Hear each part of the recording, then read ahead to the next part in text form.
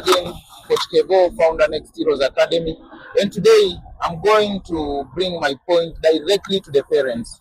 Wazazi wenye watoi wenyu wanacheza ball. Kama mtoi wako ako kwa any academy, mpe time. Football is not all about speedy.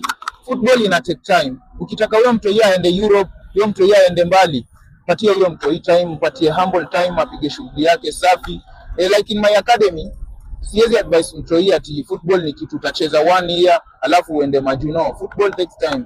Wazazi, pea ma coaches a good time na watoto wenyu waweze kuwa nacha. Ukipea mtoi like unataka ile speed, unasema oh sijui mtoi wangu amekaa kwa academy sana na ha improve, you are wrong dear parent. Kwa hivyo just be humble, just yani kuwa tu mtulivu. Huyo mtoi ukimpea time like 2 years, hapo sasa na ukuje uone hakuna matokeo, hebu laumu hiyo coaches. But mtoi umempea 1 year haja improve, mpe bado time nyingine kidogo.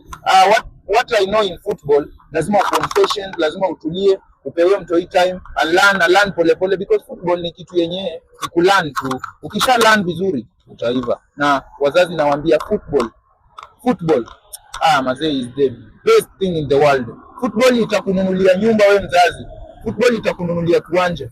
So mazee, tuwape hawa watoi chance, wapige shughuli.